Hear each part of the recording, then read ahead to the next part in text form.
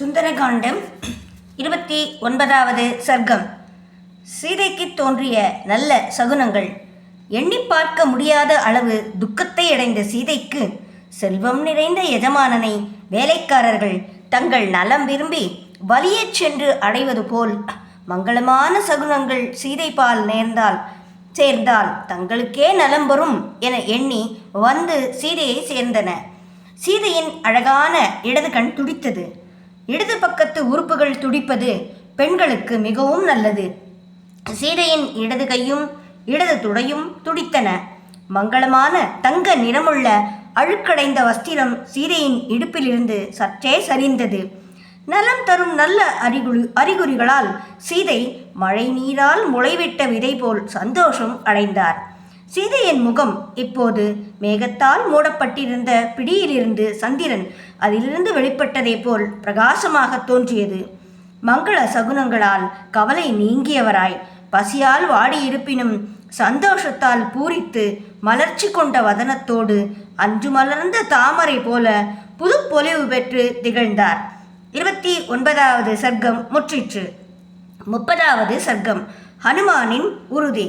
திருஜடை சொன்னதை ஹனுமார் கேட்டார். பல்லாயிரக்கணக்கான வானரங்கள் தேடித் திரியும் சீதையை நான் கண்டுகொண்டேன் என மகிழ்ந்தார் ஹனுமார். ராமனை பார்க்க தவிக்கும் சீதைக்கு ஆறுதல் செய்தலே இப்போது செய்யத்தக்கது என எண்ணினார். இதுவரை துயரம் அறியாது இப்போது துன்பத்தில் துடிக்கும் சீதைக்கு நான் ராமரிடமிருந்து வந்த செய்தியை சொல்லி ஆறுதல் செய்வேன்.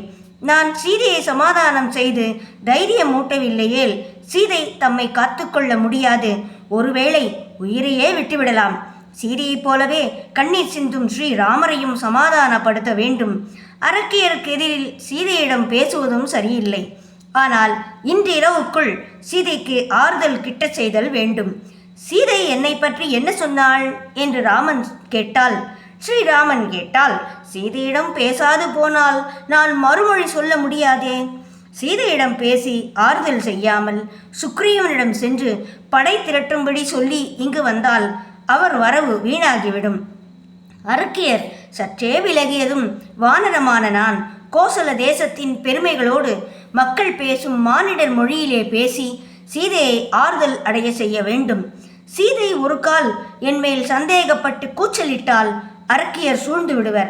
பின்னர் நான் அவர்களோடு போராடி சோர்ந்து போய் அவர்களால் பிடிபட்டால் சீதைக்கு சொல்ல வேண்டிய செய்தியை சொல்ல முடியாமலே போகும். ஆயிரக்கணக்கான அரக்கியரை நான் கொல்ல முடியும் என்றாலும் பின் கடல் தாண்டுதல் அரிதாகிவிடும். பேசாமல் போனாலோ சீதையின் உயிர் போய்விடும்.